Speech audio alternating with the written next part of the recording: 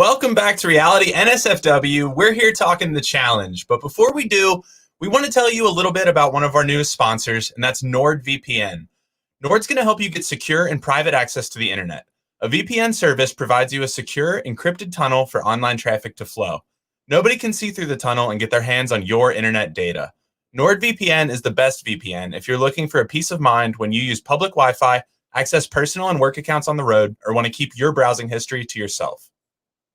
Hey, do you use Windows at work, Mac OS at home, and Linux for your special projects? No problem. There's a NordVPN application for each of these, plus apps for iOS, Android, and Android TV. Oh, and also encrypted proxy extensions for Chrome and Firefox. Best of all, with one NordVPN account, you can secure up to 6 devices at the same time. You'll be able to enjoy a fast and stable internet connection anywhere. Buffering is the ultimate buzzkill, so streaming or downloading files with a slow internet connection is not an option. No worries, you just need a VPN service that offers a fast connection with no limits on bandwidth. You need NordVPN. Choose from over 5,500 NordVPN servers in 59 countries and enjoy the fastest VPN experience. Having more servers means less load, and the wide variety of locations means there's a higher chance you'll find one nearby. Hey, super fast servers. We're talking 5,200 plus in 59 countries. Unlock Netflix and your favorite entertainment websites.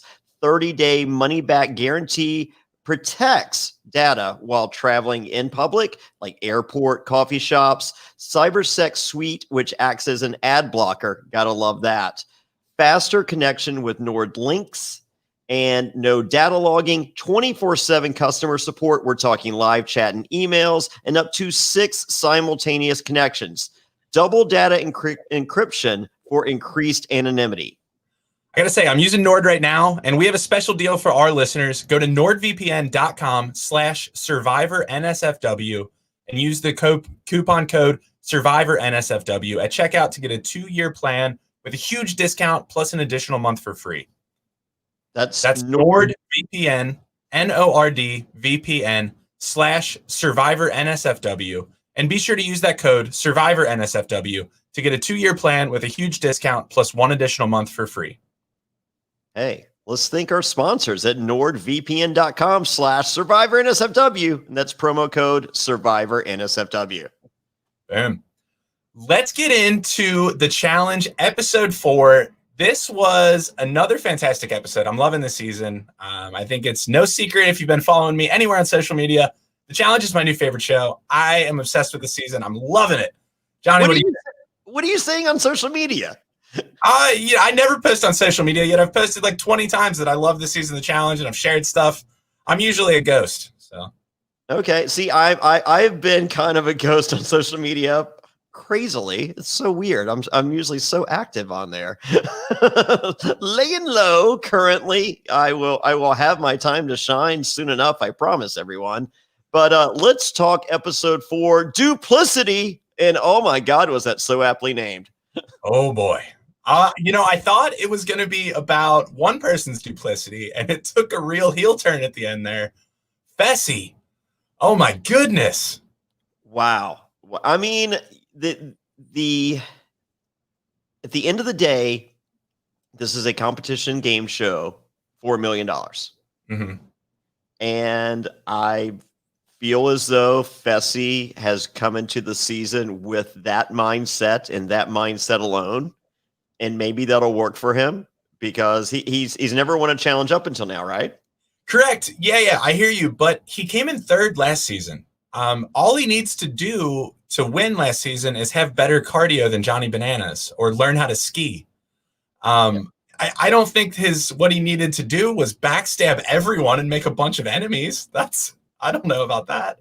Yeah, I don't know if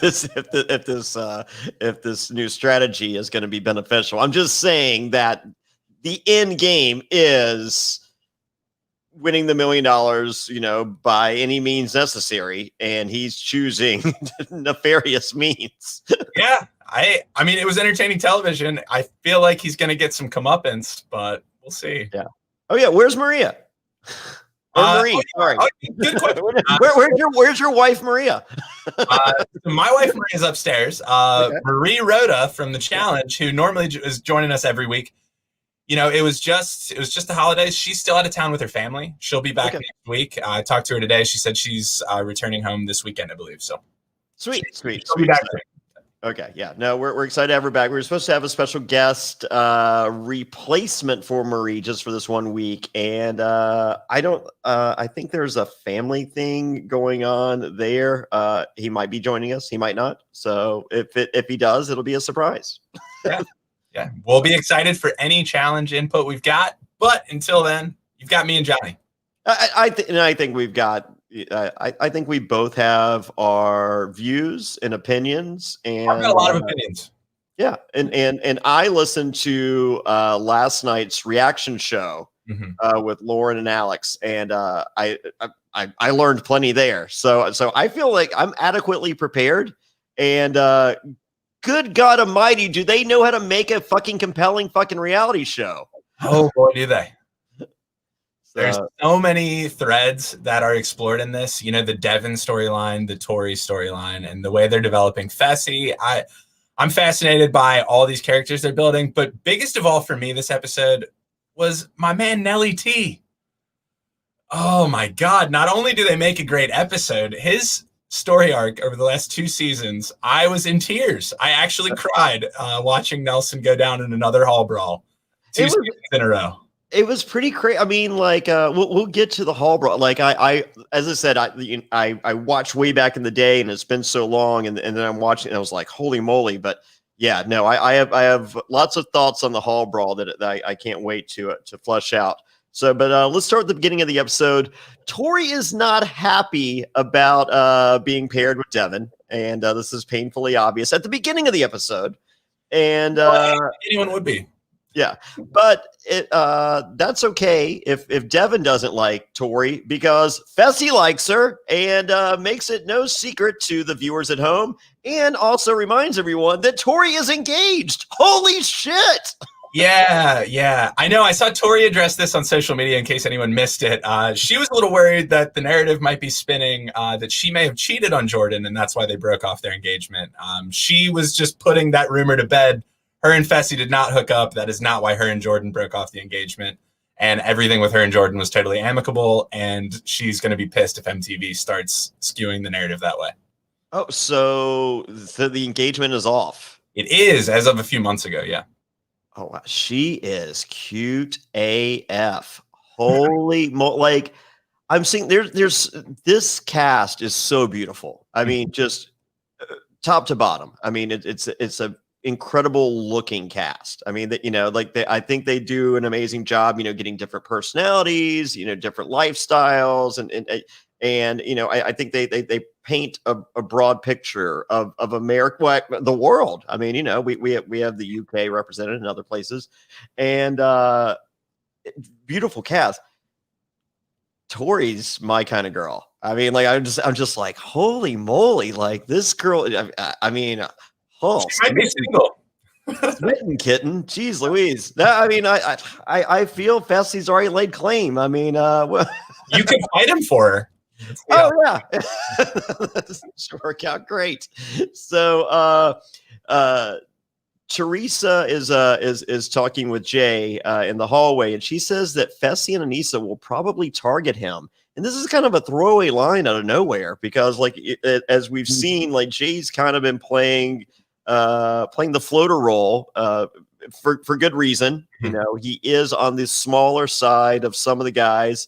However, he has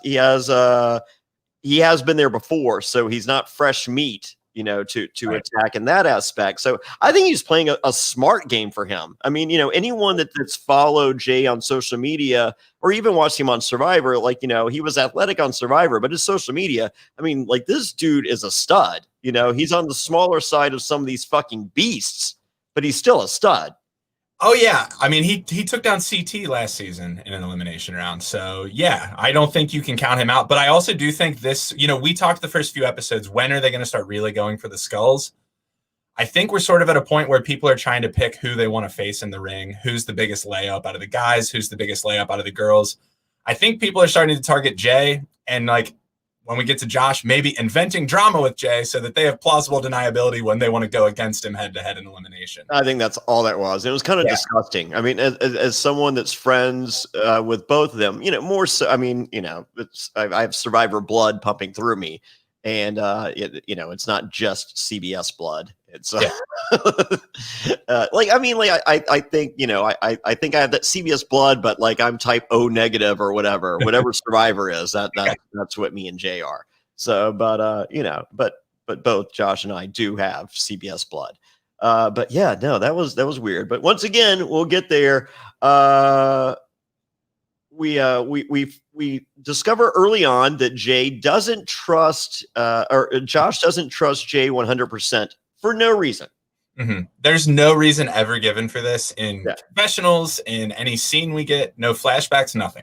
Yeah, and it's explained to us. I think that the viewer may have been a little ambiguous in that, when we have Casey explain her alliance on episode 1 or 2, she's like, she's just naming the Survivor people. But, as she stated on the show with us, she's like, that confessional continued with, my alliance is these Big Brother people and the Survivor people, because there is this CBS synergy.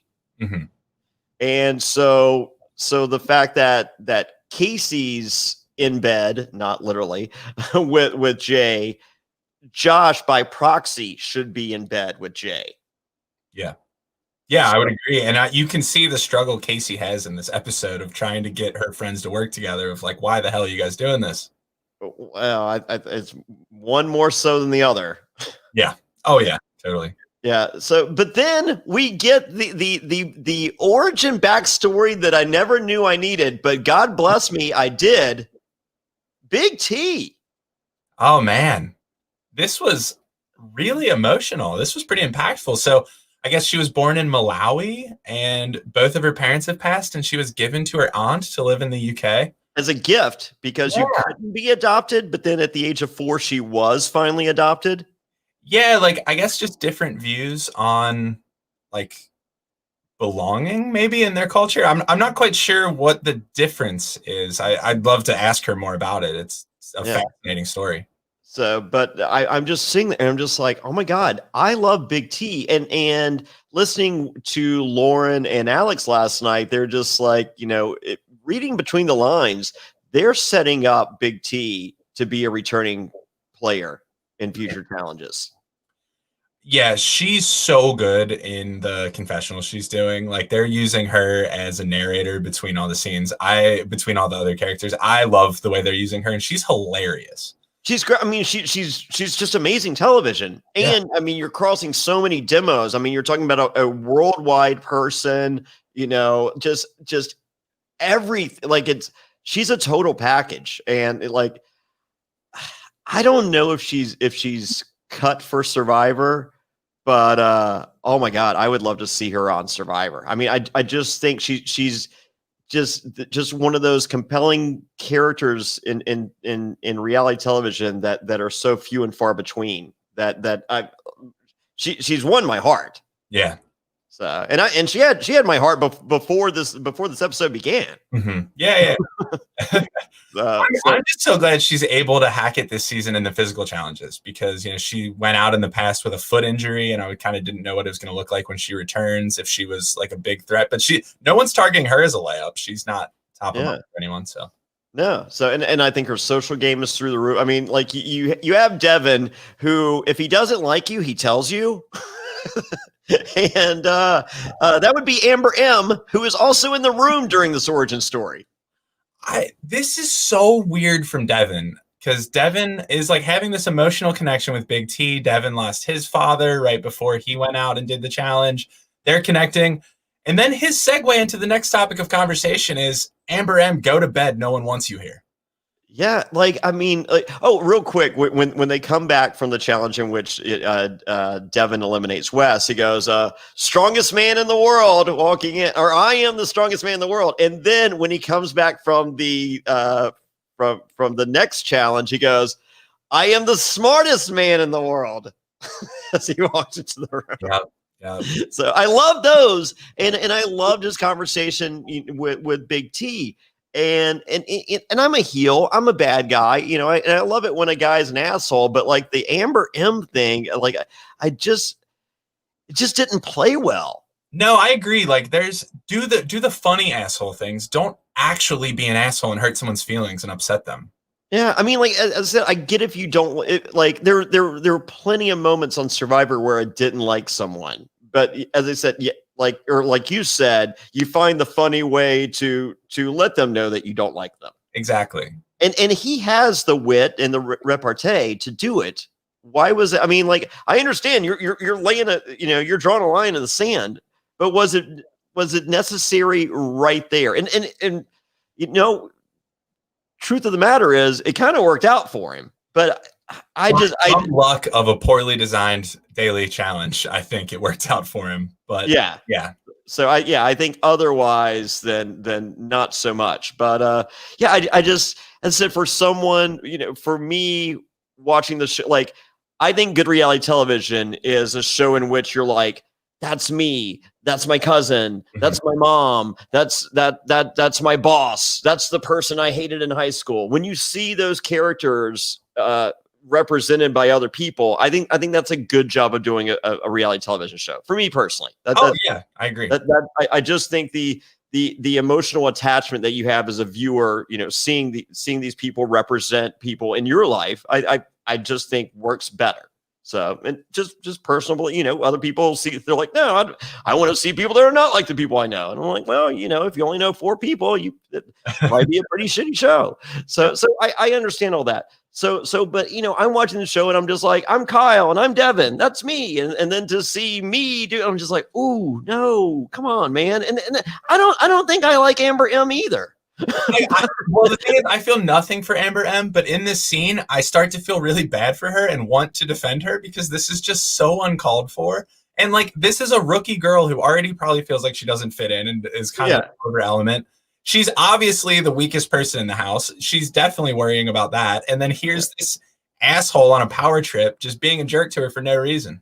Yeah, I mean, like the first, well, not even the first, the episode before the first episode, when they move into the house, like everyone's like, where she's like, well, no, they're asking her, what do you do? And she's like, I'm a waitress or whatever. And they're like, oh, and like, what do you do? And they're like, we do the fucking challenge, bitch. That's all of our jobs. Are you not familiar with how this works? And I felt bad for her right there. But once again, I didn't like her. I just felt bad for her. And then I mean, hey, it worked out, and kudos for it working out for Devin. But it was, I just feel like he's better than that. I sure wish he was. I've seen little evidence that he is better than that, but I wish he was. The thing with Devin this episode too, and what you're saying with the way this works out for him, and I called him on the last episode a little Wes-like of, I think what Wes is really good at is going into the confessional and just working that spin, just telling that story the way he wants it told, and the producers are going to run with it because that's the footage they got. And Devin does the damn same thing here, right? He goes in and acts like this is some genius plan. I don't know, Devin. I think you might have had a couple too many beers and were being a pompous, power drunk asshole to Amber. Did he have a cigarette in his hand in this scene? He had 2 cigarettes in his hand. Yeah. Wow. Because we haven't seen anyone smoking like on any reality show in over a year. At some point, maybe like 4 or 5 seasons ago, the challenge started hiding people smoking. The last time I remember seeing someone chain smoking on the challenge, I think was like Maddie, and whenever she was partners with Kyle, I can't remember what season that was, but yeah, suddenly they started hiding it, but a lot of them do smoke. Okay. So, and we found out on Big Brother that they stopped smoking. Mm-hmm. So yeah, because this last season of Big Brother, they were inside so long. I can't even imagine being a smoker and being like, well, you're inside for 5 days. Your next cigarette's on Saturday. Well, if you're having trouble not smoking, or if you want to stop smoking, we have some advice for you coming up from our good friends at Lucy. So get ready for that. there was a segue I was looking for. So next we have Nelson finding out about this attack on Amber, and Nelson has Amber's back, and that's cool. And Nelson confronts Devin, who's asleep, and informs her that Amber was crying. Now, this is the second time we've seen false accusations of someone crying that was not what. These are some strong women. Is anyone believing that anyone's crying at this point? I don't know why he said that. Was she crying and we didn't see it? I have no idea. No, she was eating cereal, fucking chilling. Yeah, I think Nelly was embellishing a little bit just to kind of show that this was a big deal, right? Don't trying to make Devin feel bad, right? You made someone cry. But this is the second time in a row this has happened. I mean, we had the same deal with Josh and CT and Casey, and I'm just like, Casey won't cry, and I don't see Casey crying. And I don't know that much about Amber M, but I don't really see her as a crier either. No, I mean, believe it or not, the people who they cast on these reality TV shows who make good TV might embellish a little bit when they're telling a story. They might be a little emotional, might be a little bit over the top. I think we're seeing that here. Fair enough, but how great was Devin's counter to all this? God, such an asshole. I can't get over it. For the record, if I had been up late the night before and there's someone I don't like, and some dude's just like, hey, I want to talk about this. It's like, yeah, later. And they're like, no, this is serious. It's just like, I'm glad you feel that way. I'm sleeping. Like, you're not going to wake me up with this bullshit on someone I don't give a fuck about. Like me and you are cool, and me and you will talk about this when I wake up. But if you're waking me up to talk about this bitch I don't like, I don't care. It's the black-hearted Jonny Fairplay and the black-hearted Devin, whatever the fuck his name is. See, if someone woke me up and told me that I made someone cry and they were upset with me, I would be so upset I could not go back to sleep. I would immediately jump out of bed and try to fix everything. Oh, no, not me. I would dream about the tears. I would count tears like sheep. Oh my God. 2 tears. Oh, and then I mean, but just in terms of the narrative arc of this episode, though, oh man, right? Nelson being set up as just the ultimate good guy.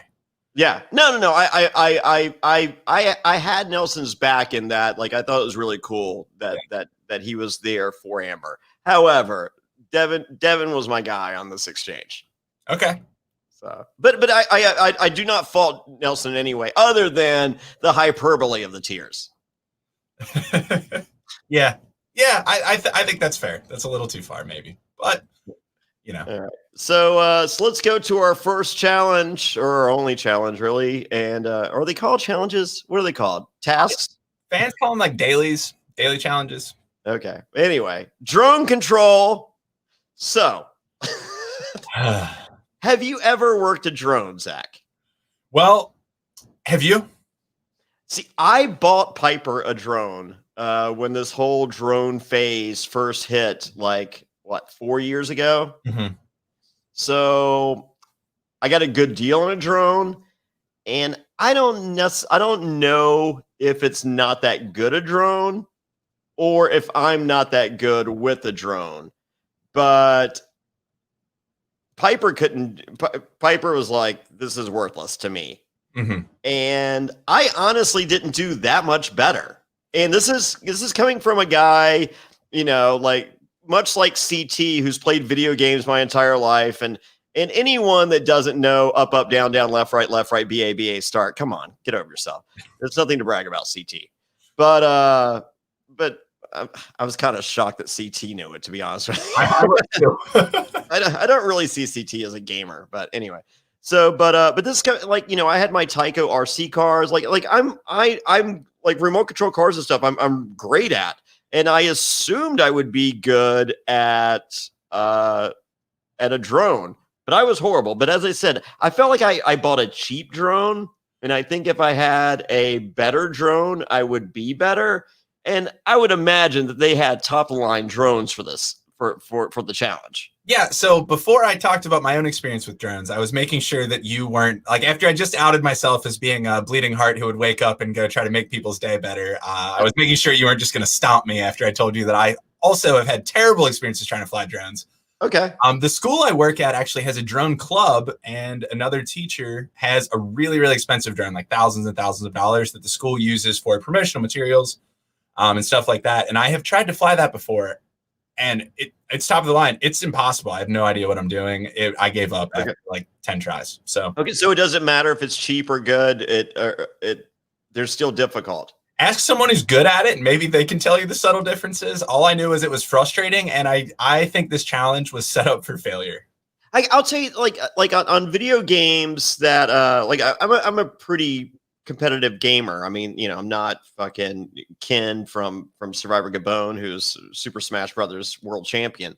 But I can play video games for pretty much anybody. Like I remember in college, Maurice DeShazo was the starting quarterback for Virginia Tech, and I remember playing him in Madden and beating him. Yeah. And I was just like, "What? You got Frank Beamer behind the couch calling your plays?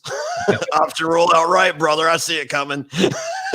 So I mean, but I've always had difficulty with video games in which, if that character can fly and like the third plane, yeah, I have difficulty with that on video games, and I think the same thing probably holds true with the drone. I think it's the same physics behind it. Yeah, and I think you saw with them a little bit, like once you start going like in a lateral motion, it's almost impossible to fix it. Like it just shoots. And then if you do try to fix it, you overcorrect and it crashes the other way.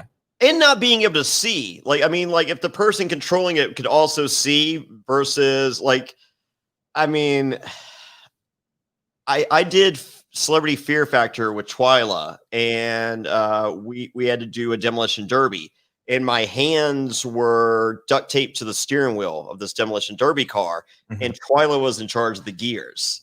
Okay. And it didn't go well. I'm not saying woman driver, but I trust Twyla to drive just about anything. So. Well, no, I mean, I was the woman driver. Oh.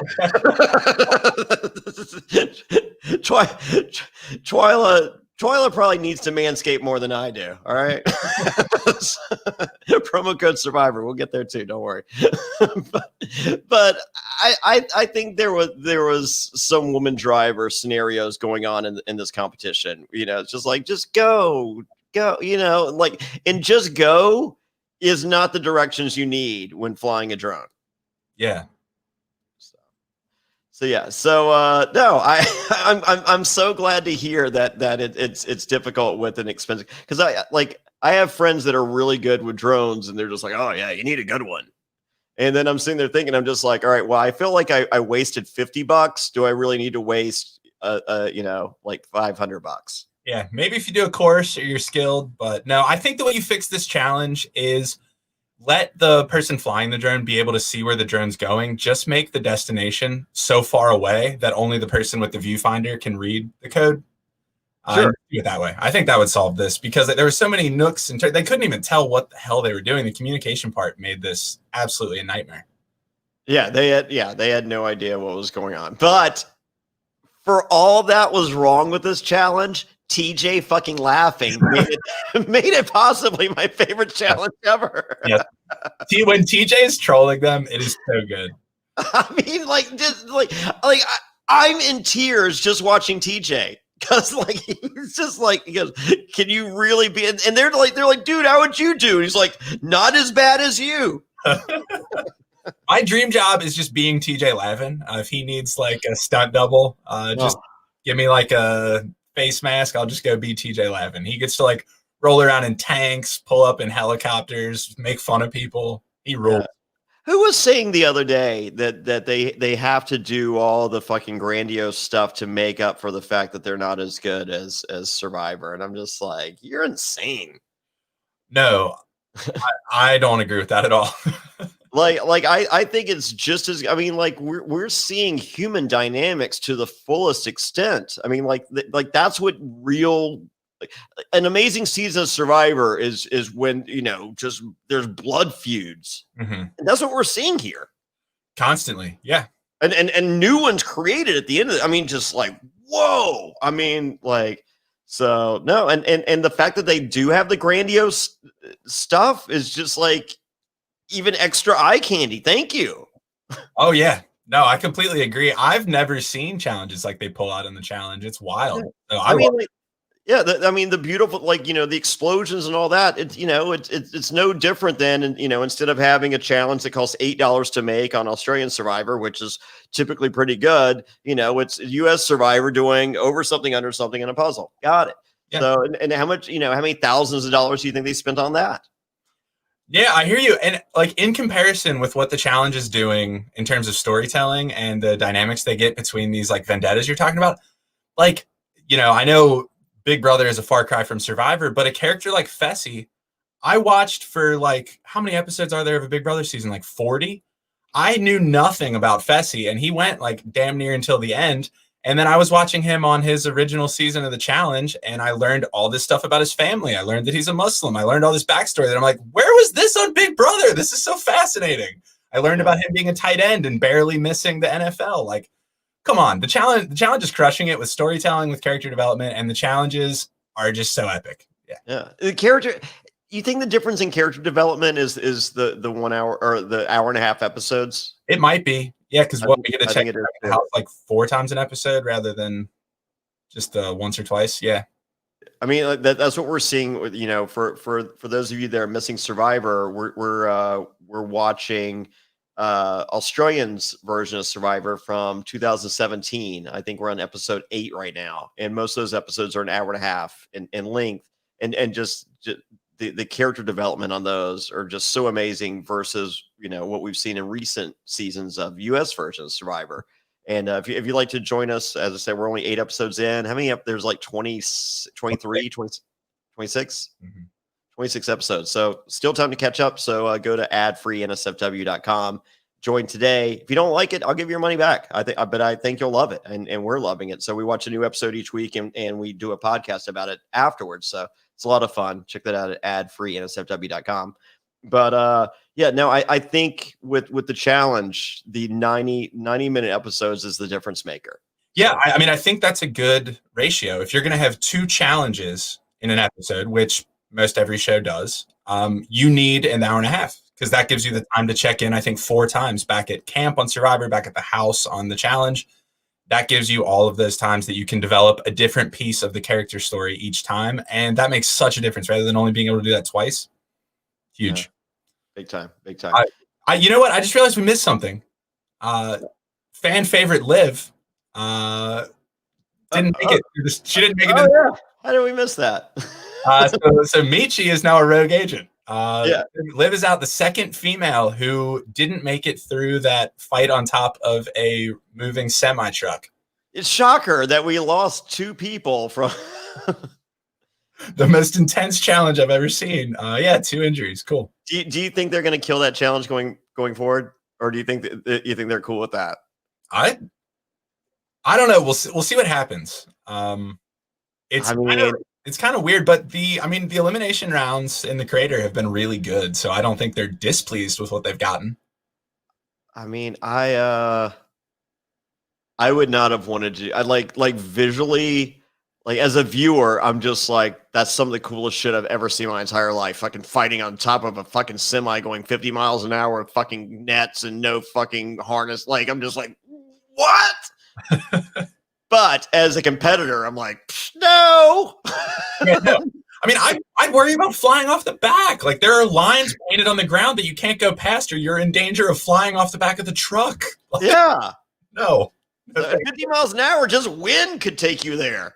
Yeah, no. I mean, yeah, it was an awesome challenge. It does suck that we lost Nicole Z. I think she's an entertaining character. We never really got to know much of Liv, so that's kind of a bummer. But yeah, maybe she'll be back one day. I don't think so. I don't think so either. Yeah. I mean, nothing against her. I think she make the most of every second. I mean, look at Devin. Yep. So about him. Yeah. So it's right here where I discovered that Tori is cute as fuck. And well, guess what? Devin and Tori are your double agents because no one else could finish the fucking challenge. Not one person, not CT, the video game coding master. No. And CT didn't even do the thing. he was just like, "Oh yeah, I'm ready for the code, brother." Yeah, no, it was so lackluster. All the people you thought would take the reins saw what it was, stuck their partner with it, so they weren't to blame. And Yeah, just rolled. Yeah, what a lackluster challenge. I don't know. I love that they're embracing the theme of the season, right? The secret agent theme, and they're going with use a drone to get a code. It's cool. I love the thematic stuff, but this was too much. well, I do think that there was one segment that might have felt like a throwaway segment, but I feel like there might possibly be more to it.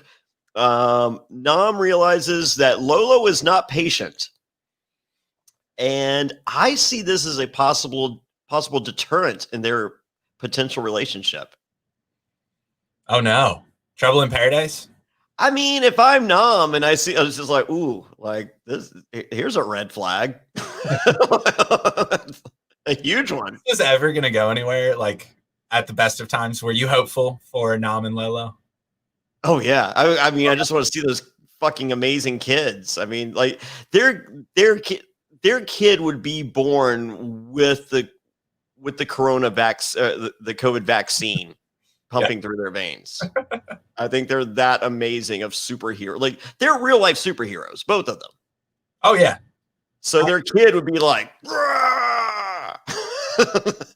so yeah. So no, I want to see those super kids. Yeah, it's a bummer, but yeah, being in a relationship with Lolo terrifies me. No thanks. Yeah. So all right. Well, our winner is, or winners, and our new double agents are Devin and Tori. And what does that mean? That means it's time for a commercial break. Now that the holidays are over, it's all too common to set health goals that never actually stick. New Year's resolutions of the past, we're looking at you. And when it comes to eating better and consuming less sugar, let's be honest, most healthy snacks don't taste very good. They don't fill you up, and they certainly don't satisfy your cravings.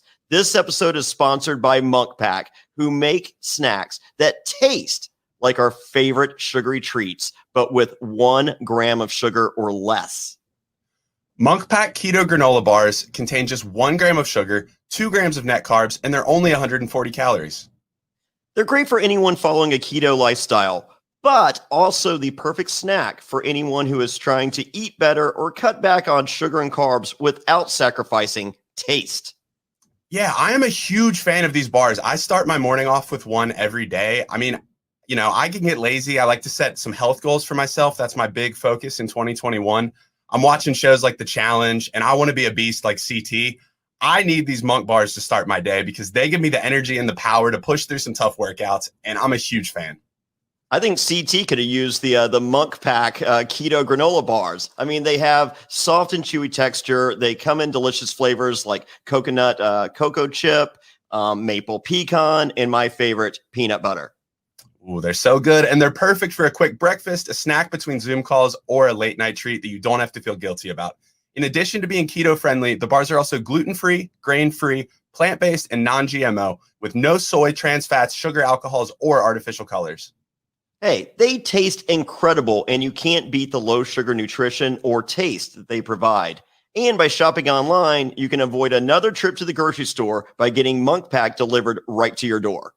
Try it for yourself and you'll see. And we have a special deal for our listeners. Get 20% off your first purchase of any Monk Pack product by visiting monkpack.com and entering our code SURVIVOR at checkout.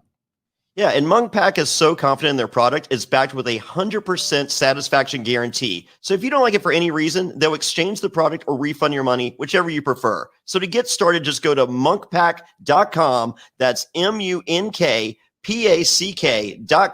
and select any product. And then use promo code SURVIVOR. They love it when we do that at checkout for 20% off your purchase. Monk Pack, delicious, nutritious foods you can count on, and we thank them for sponsoring Reality NSFW.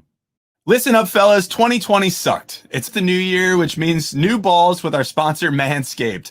Manscaped is the best in men's below-the-waist grooming, offering precision-engineered tools for your family jewels and helping 2 million men all over the world get rid of the hair on their balls. If you let yourself go in 2020 while in quarantine, Well, Manscaped is here for you to reboot and stay clean and shaved in 2021. 2021, I'm showing off my freshly trimmed balls, my freshly trimmed shaft, and of course, my beautiful butthole, thanks to Manscaped. Manscaped is here to give you a fresh start in 2021 with their Perfect Package 3.0 that has all the right tools for the job. Come out of quarantine with clean balls thanks to the Lawnmower 3.0. This waterproof and skin-safe trimmer will reduce nicks to your two best friends. The third generation trimmer even has a light to give you the glow up you need in 2021. It's also time to freshen up down there this new year. The Crop Preserver is an anti-chafing ball deodorant and moisturizer. You already put deodorant on your armpits. Why are you not putting deodorant on the smelliest part of your body? And for on-the-go freshness, you'll love the Crop Preserver Ball Toner Spray. 2020 was awful, so make sure your boys are refreshed and ready for new beginnings in 2021. Manscaped even threw in their shed travel bag to keep all your goodies stored comfortably. Zach, did you notice we were at Hearts Reality a couple weeks ago? What's there on the bathroom counter? My Manscaped shed travel bag, of course. The only way to travel. The only way. And speaking of comfort, the Manscaped anti-chafing boxer briefs are also included and are hands down the best underwear that you'll ever wear. But when you take them off, clean balls. It's great. A guy with hairy balls is like the year 2020. Don't be that guy. Get 20% off and free shipping with the code SURVIVOR at manscaped.com. Your balls will thank you. That's 20% off and free shipping with the promo code SURVIVOR at manscaped.com. That's 20% off with free shipping at manscaped.com. Use promo code SURVIVOR. Happy New Year to your balls.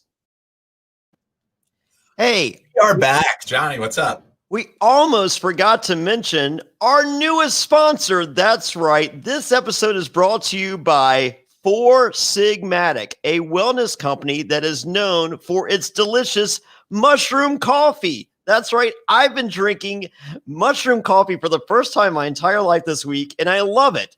Now, Four Sigmatic's mushroom coffee is real, organic, fair trade, single origin, Arabica coffee. That's right. With lion's mane mushroom for productivity and chaga mushroom for immune support. So, in case you've been wondering, I've been starting my day with Four Sigmatic's ground mushroom coffee with lion's mane instead of regular coffee, and I love how it helps me focus so I can get shit done.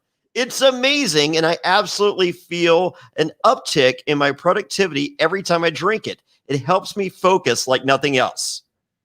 Mushroom coffee is easy on my gut and doesn't leave me with that awful jittery feeling or midday crash. Now, I've tried other variants of coffee in the past.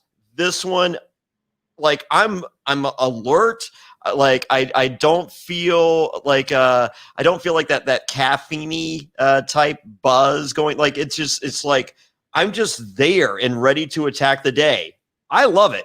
Now all four Sigmatic products are organic, vegan, and gluten-free. Plus, every single batch is third-party lab tested to ensure its purity and safety, so you know you're getting the highest quality coffee and mushrooms possible. Now, you're probably thinking, does this coffee taste like mushrooms? I can guarantee it tastes like the coffee that you love. It brews dark and nutty and tastes incredible. And over 20,000 five-star reviews. And best of all, Four Sigmatic backs their products with a 100% money-back guarantee. Love every sip or get your money back. Now, we've worked out an exclusive offer with Four Sigmatic on their best-selling mushroom coffee, but this is just for Reality and SFW listeners. So get up to 40% off plus free shipping on mushroom coffee bundles. To claim this deal, you must go to foursigmatic.com/survivor. This offer is only for Reality and SFW listeners and is not available on their regular website.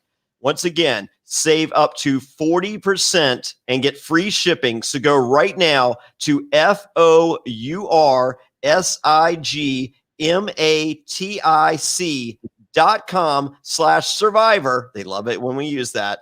and fuel your productivity and creativity with some delicious mushroom coffee. Ooh, I'm a coffee snob, and that stuff's good. Yes. Well, Jonny, a little peek behind the curtain.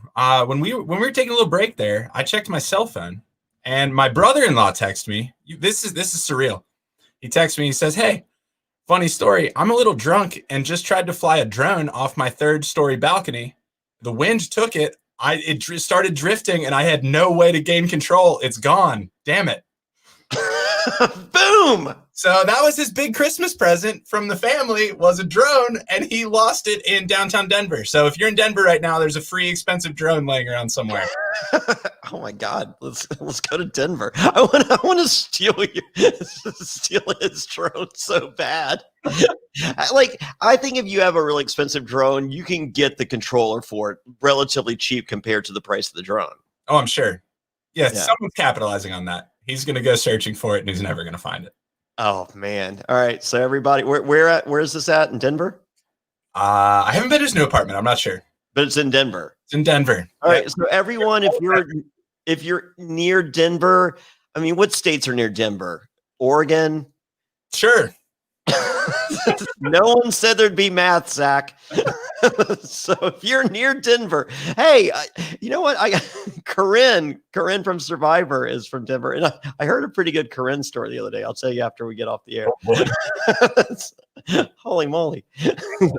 Corinne is popular. All right. So with that, Devin goes back to the house. He is the smartest guy in the house by proclamation. Yes. He certainly says he is. Yes. And we have no choice but to listen to him say it. Yes. So, but wasn't it Tori that was flying the drone? Yeah, it was. Yeah. Yeah. So she's the hard part is flying the drone. She's the one who did that part. So yeah. I didn't understand how the code worked, but I think I could have understood it if I had, seen it. Hey, this is what I was saying about Devin in the confessionals. He's who actually won that challenge? Tori did, yet he's declaring I'm the smartest man alive. I did all this. What's the actual reason everyone's targeting Amber M?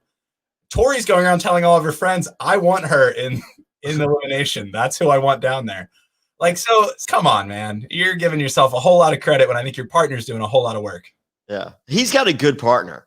He does. I mean, you can hate on him all you want, but truth be told, him making that move after beating Wes and trading up for Tori was a great move for his game. Oh, it was genius. Yeah. Tori's number one.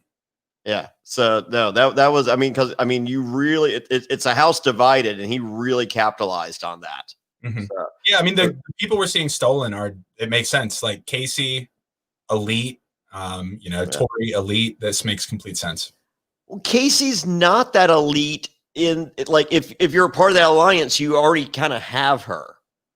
Is she elite going into a final? Yeah. Yes, that's what I mean. Yeah. But as far as playing this first half of the game, it's a genius move on his part.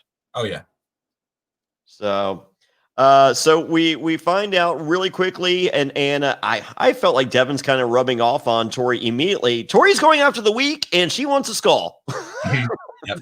Like I said at the top, this is, I think, the week where everybody broke and's starting to talk. All right, I got to get in there. I got to get my skull now. Something about week 4. They're like, all right, my turn now. So me personally do not see a huge difference between week 4 and week 3. No, I'd be waiting until the very end, because guess what? There's going to be a lot of skulls out there. Just wait until it's the right time. Don't rush your moves, I think, is the big mistake that some people might make. I think we saw that last time they did the skulls. Some people really rushed it. We also see Devin talking. I just got to shit on Devin one more time because this guy gets under my skin. He's talking about how many enemies he has, how he's going to play a vengeful game, and he's coming for everyone, and then proceeds to list his enemies as 8 people. Yeah. And that doesn't include Tori, his partner, who also hates him. I don't think Tori hates him as much as she leads on. I think it's a love-hate relationship. I haven't seen any love. Well, are they working together a lot, incredibly better than you would imagine? That is fair. Yep. Tori's a gamer. I don't think Tori's going to bury her game because she's stuck with a shit partner that she doesn't like. She's willing to put emotions and personality aside to win. Yeah. So I don't know. As I said, I think he's rubbing off on her, and that's good because I like him. But yeah. But Devin does express to us, even though even after listing all 8 people that he's enemies with, he's going after Big Brother. That's so. Apparently, Devin, while filming the challenge, Double Agents, was watching Big Brother All Stars and has the same hatred of Big Brother that we do for covering it. So.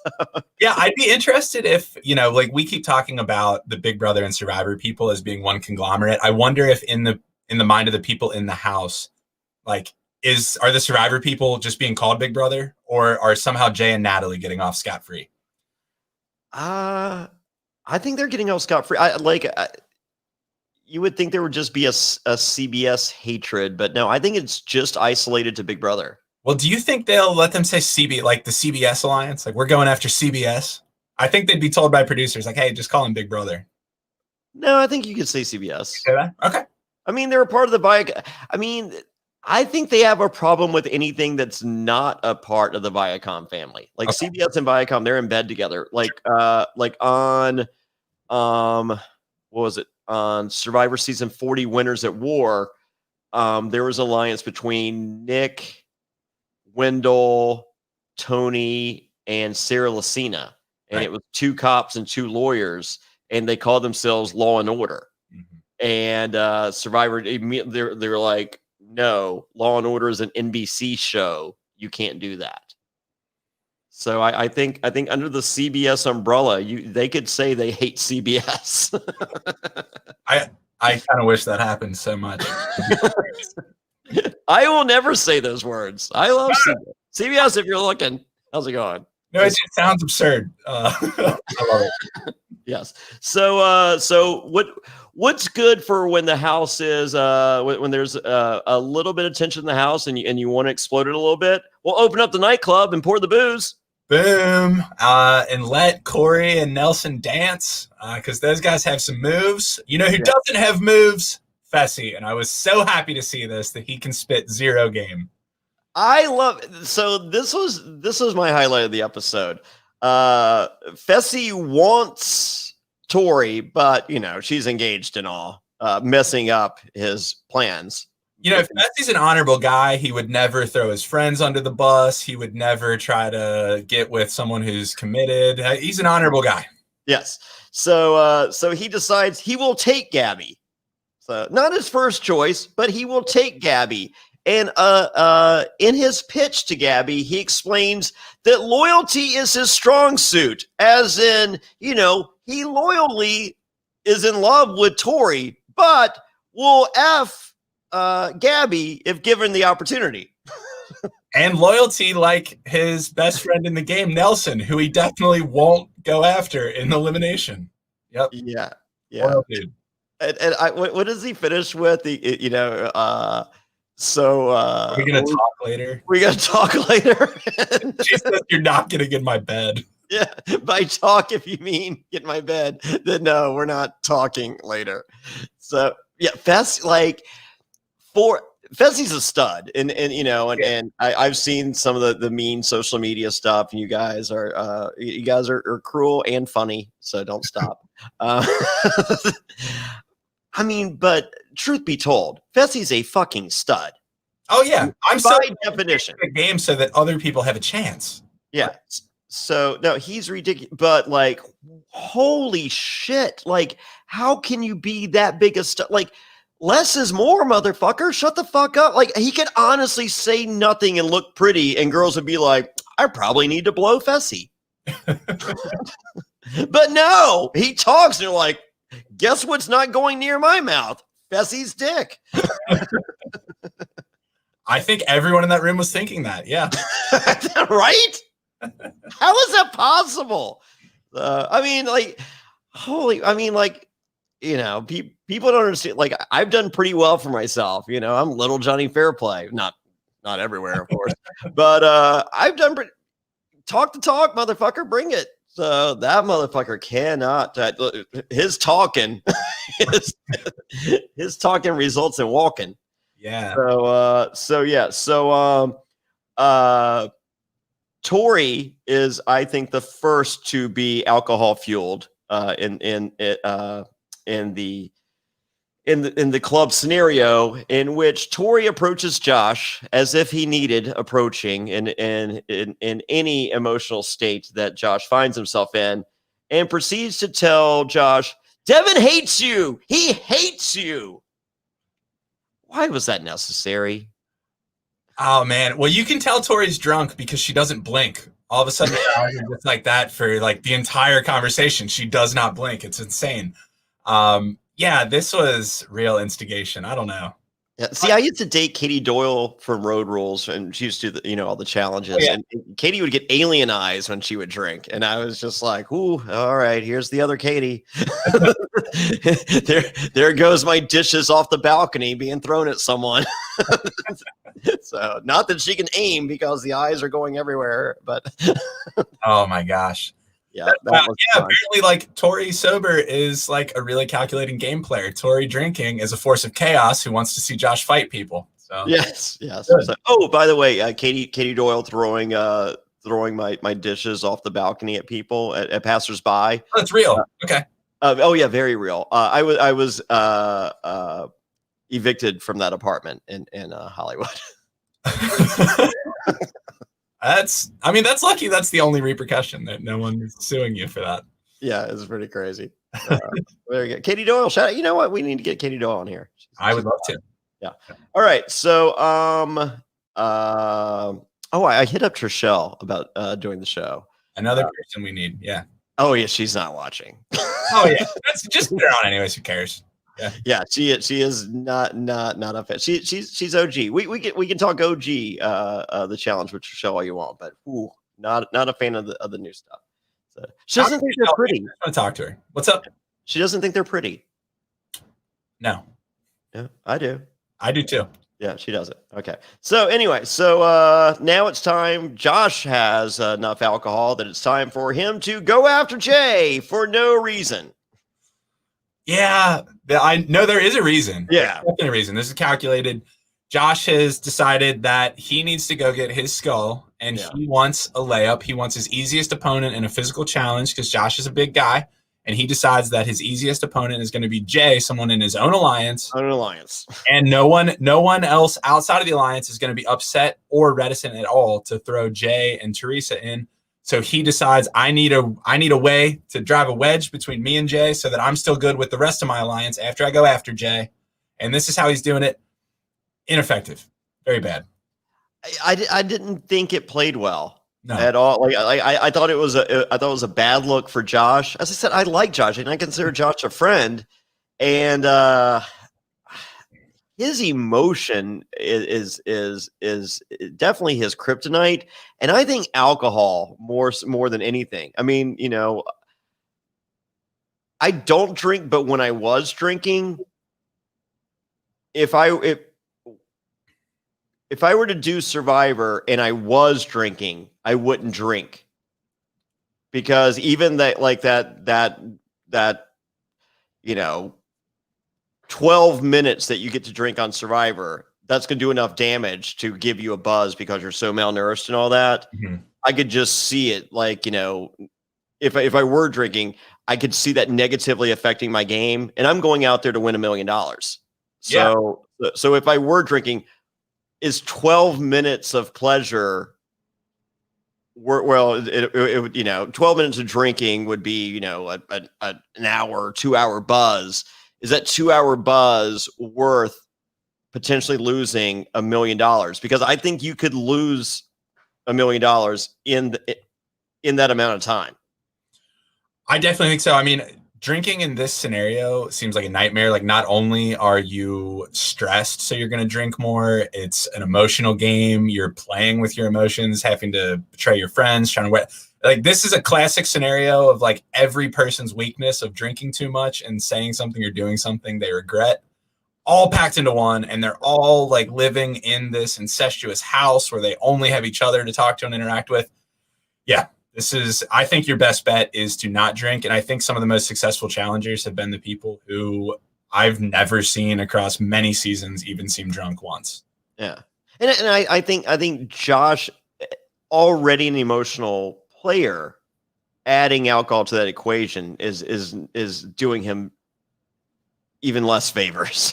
Oh yeah. No, I did though think, as I was thinking about this episode, Josh and Nani as a partnership, like all-time greatest drinking buddy duo partnership. They're both like legendary for their drinking and fighting. Like this is so good. I love it.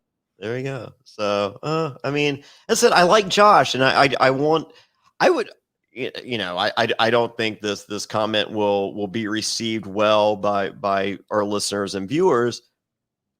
I'm cool with the Josh win, but not the Josh I've seen the last 2 episodes. I agree. The Josh that I hung out with in Cincinnati, that guy I would love to see win the challenge. Mm-hmm. Yeah, so he comes in waves. It's Jekyll and Hyde with him. Yeah. So I mean, I would do the work outside the game to make myself. I mean, like as this, he's a personality. They like him. He's going to be given the opportunities. So why handicap yourself? Yeah. So yeah. But at the same time, you know, motherfuckers like to have fun. It's like the Dave Chappelle skit of The Real World. You know, like the one white guy's like, you know, guys, we're supposed to be working. You know, and Dave's like, they ain't trying to see us work. They trying to see us live, motherfucker. So, you know, we want to see people scream and act crazy. So, you know, so you have to strike a balance, not only for the entertainment factor so that MTV keeps bringing you back for more challenges, but also like to fit in. Who was that doofus who fell asleep in the club on the first episode? Joseph, because he wasn't drinking. Yeah, you don't want to be that guy either. You don't want to be that guy. You somehow have to find a perfect balance if you go on the challenge. So there you go. Yeah. I suggest ginger beer. It's good luck. All right. Bitters. Go for it. All right. So it's now time for deliberations. And how great is Leroy? Leroy makes every second that he says anything on the challenge count so much. He sure does. I ain't throwing out names because that ain't what, you know, but Jay, Nelson, Amber, just saying your name. That's all I'm saying. But I ain't saying nothing. But I am saying Jay, Nelson, Amber. Just putting that out. Just saying those words for everybody as we start this deliberation, thinking about names. Oh, I love Leroy. I would love to see Leroy get a challenge win. Oh yeah. I mean, so yeah, no. This deliberation's crazy though, because they don't know if it's a guys or a girls day. Yeah. And TJ isn't even going to clear that shit up once they get the information later. Like they are flying blind here. So that makes some of these teams that are like have 2 people that other people aren't afraid of really attractive, right? So that makes Jay and Teresa and Nelson and Amber really attractive targets, I think, here, because no one is terrified of either member of either one of those partnerships, and that's rough. Well, we did have Nelson have the pitch that Amber M is tough. You know, I love the guy backing his girl. It's so good. Yeah. Nelly T. Classic. Can I vote on whether I think Amber M is tough compared to every other male or female in that house? I mean, if Amber M was a male, I would be saying that she's not tough. How do you think Amber M would have done in a Hall Brawl against Tori? Because that was another scenario we were painting. Amber M gets destroyed. Yeah. I that sounds so ugly. I don't want to watch it. But I think Jay versus half the house wins. In a Hall Brawl? Yeah. I think athletically he could. I don't know. I haven't seen enough. I'm not familiar with the concept. I mean, like, you know, they walk out there and they're like, Hall Brawl! And I didn't even know what fucking words they were saying until like TJ says it. I'm like, oh, Hall Brawl. Got it. So, but like, wait till I tell you how Nelson went home last season when we get there. Okay. But like, I feel like there's multiple strategies that could be implemented. Mhm. And I feel one is using your spryness. And like, I think against Fessy, no matter who you are, you're fucked. I think he's just so, I mean, what, he's 6'7"? Yeah. That's insanity. 6'7", like D1 tight end. Yeah. I mean, you're not now than he was when he was playing. I mean, like, I was watching the NCAA playoff games, Alabama and Alabama was in one and Clemson was in the other. And in both games, a running back, it was either running back or wide receiver one. In both games, guy hurdled the tackler. And it was just like, holy shit. Like that motherfucker just like not like a little, like literally just like, I am hurdling you. Yeah. Like I'm jumping over a fucking hurdle and you're a grown fucking man and I'm going to keep fucking running. And I'm imagining that, like Jay's fucking spry as fuck, maybe the right person. Not against Fessy. Not Fessy. No one is hurdling Fessy. No, I think with the Hall Brawl, it's all about the initial contact, that first blow, and how far you get knocked back and how far you get knocked off your feet. I just think Jay would get blasted by. Yeah, but how can you do that? I have a problem with that initial. Like, I'm just watching that initial hit, and I'm just like, CTE, concussion. Like, is anyone thinking about this? I'm amazed that they do that challenge. I'm amazed that no one has had a worse injury than they have on that challenge. It's insane. I mean, I could see it as one of those deals where you get your bell rung and you don't tell anybody. Maybe. I know they do check on that kind of stuff though, because so Jay got pulled last season for a concussion. Okay. That's how he got out. So I don't know. They definitely have to be pretty careful with that kind of stuff because they're getting insured for this, right? So yeah, that's fucking not like it's about as barbaric as it fucking gets. Yeah, I mean, as a viewer, I have no problem with it. I love it, but the other thing is like you're talking about. Sometimes it's hard for professional football players to not do helmet-to-helmet contact. These are people who are not professional football players. Like, well, Fessy is. No, he was almost. Yeah, well. That's a great tragedy that he must overcome. No, they like an accidental helmet-to-helmet combat, like contact. You could have this combat end in like knocking each other out. This can be really ugly. Yeah, as I said, I hate it as a competitor, but as a viewer, yeah, I'm all for it. So we have the vote, and shockingly, but not so shockingly, Nelson and Amber are compromised. Boom. Yeah, I saw this coming all episode. I think that was kind of the narrative that we were given that was being pushed to us. Yeah.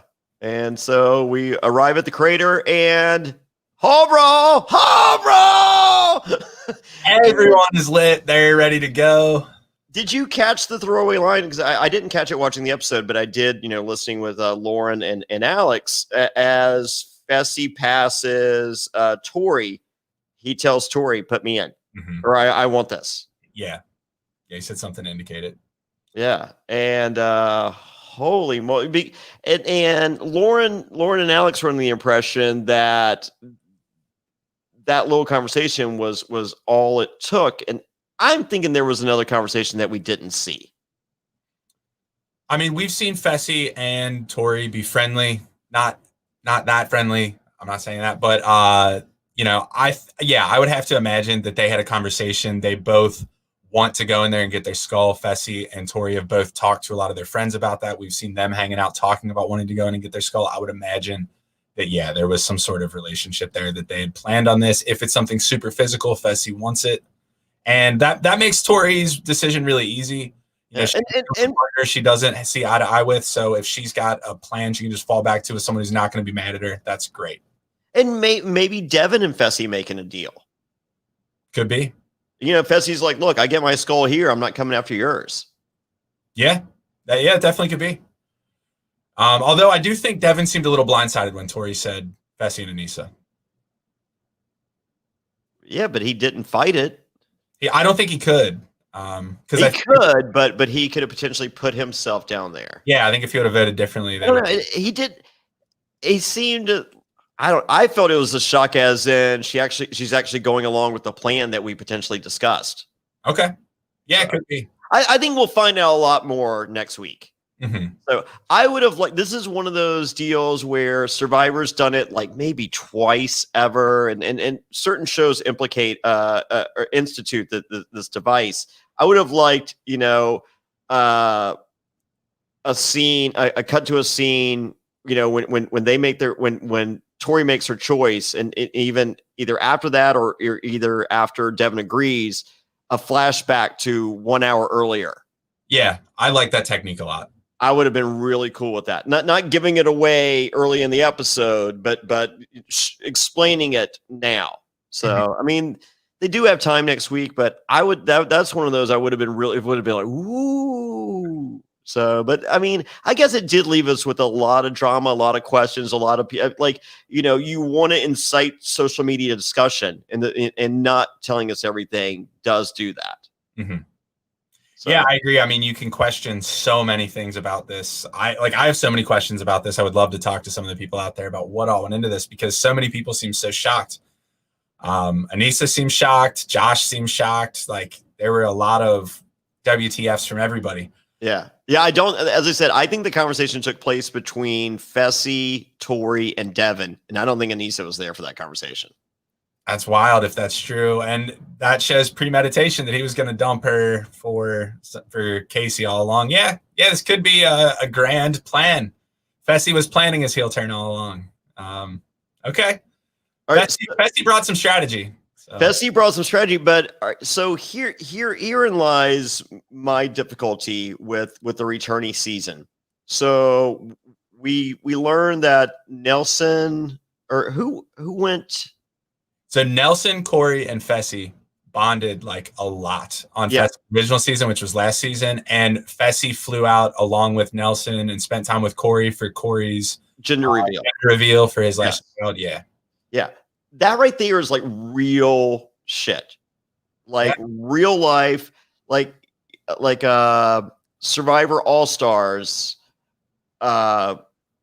Lex and Boston Rob were best friends. Like people, I think a lot of people don't know the extent of how, like, they were flying across the country multiple times to hang out with one another.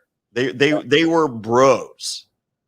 I mean, they loved each other. Like, Boston Rob had relationship issues or trouble prior to Amba.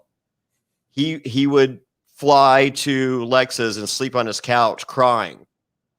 And Lex was his shoulder to cry on. Yeah. And so on All-Stars, when Boston Rob goes to Lex, he's just like, I need you to save Amba. And Lex is like, this fucks up my game. He's like, I'm not asking you as a player. I'm asking you as your brother. And Lex is like, all right, you're my brother. And then they have the swap, and then Lex is on the bottom end, and Lex is like, hey, time to return. He's like, sorry, game. And it's like, motherfucker. Like, I'm evil. I'm a villain. I'm a heel. There's a black spot where there should be a heart right here. Yeah. I don't have that in me. Like, if you're like when season 40 was supposed to be legends and not winners, I'm hearing who all is going to be out there, and less than half the people going, I like or love, and the other half I don't like or don't love or hate. I was very happy with that. I'm not trying to send home my fucking friends. Yeah. So, like, give me some. I mean, like, don't put me out there with 19 of my enemies. Yeah. But at the same time, don't put 19 of my best fucking friends out there either, because that's not fun for me. Yeah. Well, not only that, like, to put that back in this context, like, targeting your friends so early is just bad gameplay.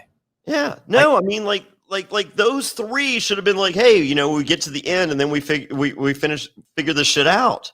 Like, oh, Fessy, can you not kick the ass of, like, everyone left in the house in a physical competition? Did it have to be Nelson? Did it have to be right now? Yeah. Like, this is crazy, because now he's potentially risking, like, not getting to the end because he's alienated so many people. I don't know how it plays out, but this seems like a big risk to take. And but who's calling him out? Friend. Who's calling him out? He could get purged. There could be a lot of things. I don't know. Okay. I don't know. You know, if there's a mental competition, he could get purged easily. Okay. So I don't know. We'll see. But I have to tell you the context because this is what made me cry. So last season, Nelly T, it was getting down to the line. The final was next. And there was, I believe, one last elimination. And it was down between Corey and Nelson on who was going in for the elimination. Between who? Sorry. Corey and Nelson, okay, best friends. Yeah. And they were riding with Fessy at that time. Nelson offered himself up because he doesn't have kids and Corey does. And he said, send me in there. I'll do my best. I'll try to come back and go to the finals with you, Corey, and help you out. But this money means more to you than it does to me. Send me in. I'll sacrifice my game for my friend Corey because he's got a baby on the way. Nelson goes in. It's a Hall Brawl. And he loses in brutal fashion. His face is all messed up. It's sad. He's crying. Corey's crying. Big, huge emotional moment. Nelson rides off into the sunset, a hero who sacrificed his game for a friend. And here we have this season. Nelson shows up, betrayed by a friend, facing a friend in another Hall Brawl, and leaves once again. And I'm just like, God, this poor guy. The guy who's been the good guy all episode again. This sucks. Who eliminated him last year? Rogan. Okay. Yeah. Wow, that sucks. He's a good. I mean, like it's obvious he's a good dude. Yeah. So and then, all right, so Fessy, 6'7", and you can see when they're because like I thought Nelson was one of the bigger guys, and I still think he is one of the bigger guys. He is dwarfed, but like when they're standing side by side before the Hall Brawl, I'm like, fuck. Fessy's huge, like ridiculous. I mean, and like as I said, like there's fucking social media videos of him like jumping over fucking cars. I mean, he's just a machine. So, and then for Fessy to fucking battle dirty. What was that, man? Like, it's you. Not only are you fucking over your friend, you're gonna like try to body slam him to hurt him, and then you're gonna rip his face mask off and stick your hand in his eyes while you're trying to wrestle, dude. Not a good look. Not a good look. You know what? That's going to be an awkward night back at the house. Yeah, because no one's cheering for him. Well, for the record, we do see Josh in the background shitting himself because he wants in so fucking bad. And how weird was it when when Fessy's named and Josh is like, dude, let me do it. Let me do it for you. And it's just like he doesn't get to offer it up. That's not how it works. No. TJ, never mind. I'm going to send in the champion, Josh. What was that about? Like, does Josh not know how? I've seen very, very few episodes, and I know how this works. How does Josh not know how this works? He's like, dude, tag me in. Like, I mean, like they're not the fucking Rock and Roll Express. Oh, this is so weird. I have no idea what. Like Josh, it just seemed like he was whining and complaining at that point. Yes, but for the record, Fessy had no idea that Josh really wanted to go in. I mean, despite the fact that Josh told him in the hot tub in a very intimate moment, and I'm guessing every other moment, the fact that he created a fake fucking rivalry with fucking Jay to get the spot. I think all Josh said this episode is that he wanted to go in. So is that and that he hated Jay? Yeah. Definitely. The only two things he said over the course of 3 fucking days. But Fessy was, being loyal, not paying attention to shit like that. No, of course. Yeah. Oh my God. Yeah. So there you have it. Fessy wins 2 straight. And he attempts to reconcile with Nelson afterwards. Nelson says, "Get the fuck off me," which I thought was the perfect response. Yeah, it was proper attitude in the crater. There's usually a lot of cheering stuff, clapping. There is not a lot. So it was emotional. It was real. I mean, like it was. I mean, what does Nelson said on social media? Is it like is he still holding? Okay. So I'm curious. I mean, even TJ says, Fessy, you won. You beat your friend, Nelson. Yeah. It's like, God, TJ with the brutal commentary all the time. I love him. Yeah, like I mean, he gave him a what for? God, how great is TJ? Jesus Christ, can we do a I love TJ episode? We're gonna get TJ on the podcast because our other co-host Matt Bischoff is good friends with him. So. Yeah, there we go. So that we got that coming. All right, so Fessy, as if he hasn't done enough fucking damage, drops Anissa. God. Is that the worst thing he could have done? I like he's already in an alliance with Casey. Yeah. Does he need this? I don't understand this. And now he's burning bridges with Anissa. He's certainly burning Leroy if Leroy wasn't already done with him. Yeah. And just looking overall even more shady to the rest of the house because Anissa is loved by a lot of the house, right? She's a vet. She's got He's OG. I mean, yeah. I think people are like, I think everyone's rooting for themselves, but if you're not rooting for yourself, I think a lot of people are rooting for Anissa. Yeah. Yeah, I think so. And man, I think Fessy might have pissed off every single person in the house with this move. With his moves tonight. Like, what the hell was this? Yeah, with the exception of Devin, maybe. Like Devin's just licking his chops. Yeah. Devin's like, hey, someone else for everyone to hate. Perfect. Yeah. Love him. I think Devin walks into the house after this. Not the most hated man in the world. Yeah. So Leroy, being the gentleman that he is, he takes Anissa as his partner. And I think it's a solid choice. Yeah. And Michi gets Amber M, in which he explains they might not be there for the competitions, but they're there. Yeah, he says, it was my favorite line of the episode. He goes, I don't know if we're going to win any goddamn challenges, but we'll see. He's very likable. Yeah, I love him. I had no idea who he was coming into the season. He's hilarious. Yeah, so no, a lot of fun. So next week, looks like more drama, shockingly. Not in this house. No way. On the challenge. Yeah. Peek behind the curtain. Rumor and innuendo. So there we go. Episode 4. I loved it. I mean, I love this season. I love this cast. I love it all. I love TJ. Yeah. I love Tori. Very upset to hear about the end of her engagement. Yeah, and my winner pick, Nelly T, is out. So I guess I'm gonna choose a backup winner pick. So I have some rooting interest here since Fessy took him from me. So I'm not picking Fessy. See, who do I want? I'm gonna go Leroy. You're going. Who did I pick? I think I picked Leroy, didn't I? You might have. Yeah. So we don't want that. I'll pick Corey. I want Corey's revenge on Fessy, and I want Corey to take that revenge all the way to the bank. Oh, there you go. All right. So Lauren and Alex talked last night. How many original couples do you think will remain to the end? And I think Lauren said 2 original couples and Alex went with 1. So the over under is 1.5. So how many original couples were on the final together? How many couples remain intact? Okay, like at the end when they go to the final. I would say 0. Okay. I'll take under. I'll take 0. You think they're all like someone's gonna fuck up every leg? Yeah, I think there takes like 2 more infiltrations, and it's just gonna that's just what you do. Yeah. Yeah. I mean, like I thought 1 and 2 were such low numbers, but just thinking, I'm just like, yeah. Like I feel like getting dirt. Like I think people are like, this is the way you have to play the game. If everyone else is doing it, this is what I have to do. It's that play hard. It's like once one person says, I got to get in and get my skull tonight, all of a sudden everyone's like, shit, tonight's the night. Get me in there. I got to do it now.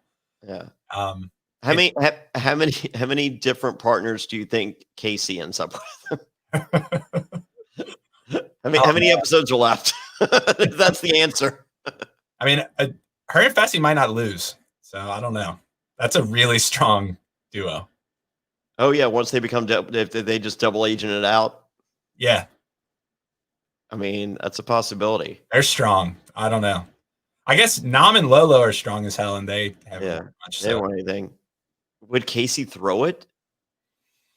I don't think that's in her DNA. No, I don't think so. And Fessy wouldn't, and she's tight with Fessy. Like I don't think so.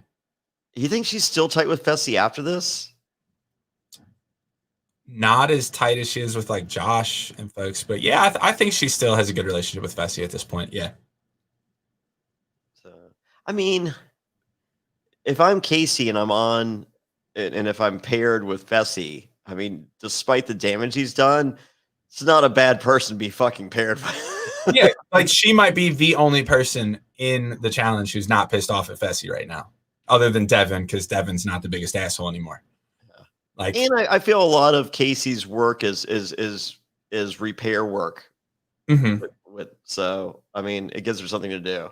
Yeah, Casey's so good at like, let's sit down and vibe and chill and come to an understanding, and like I think she'll be able to patch up a lot of Fessy's wounds that he's inflicted on his game. All right, fair enough. Let's see. Right. So with that, everyone go and subscribe, Reality NSFW on Apple Podcasts, Spotify, Amazon Music Podcast, wherever you podcast, search Reality NSFW. Also, or go to youtube.com/Survivor NSFW. Yeah. Did we change that, or is it still the same? It's still Survivor NSFW on YouTube. Yeah, but you can find everything at realitynsfw.com, and just make sure you subscribe to the YouTube channel, get all of our updates. We're doing 2 challenge podcasts a week, and we are loving it. So keep coming back. Yeah. And the best way to support the podcast is to become a patron. Go to adfreensfw.com, become a patron, and we do a weekly Q&A. As I said, if you miss Survivor like we do, we're watching Australia's version of Survivor from 2017. We're 8 episodes in. It is one of the best seasons of Survivor that I've ever seen. You can join in on the fun now. As I said, try it for a month. If you don't like it, hit me up. I'll send your money back. So, no one's being held hostage here. So go to adfreensfw.com. Try it for 1 month. And get yourself. Oh, I got my double agent shirt, but I'm waiting. Me and Marie are going to be matching, so I'm saving it for next week. So get your I'm not a double agent shirt. ... I'm lying. That's available at JonnyFairplay.com. Actually, I think every shirt at JonnyFairplay.com is 20% off until January 9th. So get your orders in now. Go to JonnyFairplay.com, save 20% off using promo code everything, and save 20% off everything. And and of course, support our sponsors. And Zack, this was a fun one. This was a blast. Thank you, everybody. Good night. Lucy Nicotine is a company founded by Caltech scientists and former smokers looking for a better and cleaner nicotine alternative. Finally, tobacco alternatives that don't suck. Researched and developed for 3 years to be made by people, not patients, Lucy's created a nicotine gum with 4 milligrams of nicotine that comes in 3 flavors: wintergreen, cinnamon, and pomegranate. Lucy also has a lozenge with 4 milligrams of nicotine in cherry ice flavor. Each and every flavor actually does taste great, and it's convenient and discreet. Products can be enjoyed anywhere, on flights, at work, on the go, even in the gym. I'm so excited that Lucy is sponsoring us because one of my best friends in the world, he's trying to quit smoking. His girlfriend's been getting on him for years. He's a big menthol smoker, and the wintergreen flavor is a really nice substitute for him that he absolutely loves. So this is the thing that you need to check out if you've been trying to kick your tobacco habits. I have a family member that's tried the pomegranate, and they say it's one of the greatest tasting gums they've ever had. We're not talking nicotine gum. We're talking any gum. So if you've been discouraged by other nicotine gums, try the pomegranate. And also for the lozenge, the cherry ice is allegedly the best. And you know what? I believe them. But as far as enjoying anywhere, I heard at the gym, you get a little extra bump from the lozenge and from the gum. Boom. It's 2020. Get rid of your cigarettes, unplug your vape, throw out your dip, and get some Lucy nicotine gum or lozenges. This is the real deal, and a subscription to Lucy comes directly to your door each month. It's so simple, you don't even have to leave your house because Lucy has delivery down. Reality NSFW listeners, go to lucy.co and use promo code SURVIVOR to get 20% off all products, including gum and lozenges. That's Lucy, LUCY.co. That's right, CO, and use promo code Survivor at checkout. Also, I have to give this disclaimer. Warning, this product contains nicotine derived from tobacco, and nicotine is an addictive chemical. So that's lucy.co, and be sure to use that promo code Survivor, and we thank them for sponsoring the Reality NSFW podcast. Let's talk about something we could all use more of right now. Sex. Great sex.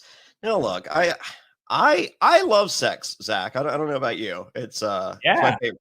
It's my favorite. And I don't like a little bit of sex. I like a whole lot of sex. And so, guys, now you can increase your performance and get that extra confidence in bed. Listen up, BlueChew.com. That's blue like the color blue.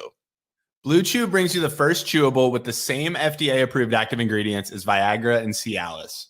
Now, you can take them anytime, day or night, even on a full stomach, so you can be ready whenever an opportunity arises. Not only that, Blue Chew is made in the USA. It's prescribed online by licensed physicians, so you don't have to go to the doctor or wait in line. It's even cheaper than a pharmacy, and they prepare and ship it right to you in a discreet package. No awkwardness, and you don't even have to leave the house. Now, if you could benefit from more confidence where it counts, Blue Chew is the fast and easy way to enhance your performance. Guys, this isn't me reading ad copy here. This is Jonny Fairplay. When he knows action is about to go down, I grab the Blue Chew, I peel it open, chew it up, and I go, get ready, we're going to Pound Town. Someone is going over. Someone is winning a championship tonight. That's right. And that could be you, because right now we've got a special deal for our listeners. Visit BlueChew.com and get your first shipment free when you use our special promo code Survivor. Just pay the $5 shipping. Again, that's BlueChew.com, BlueChew.com. Use promo code Survivor to try it for free. Blue Chew is the better, cheaper choice, and we thank them for sponsoring the podcast. And remember, when you support our sponsors, you help this podcast be possible. So please use our promo code Survivor at BlueChew.com.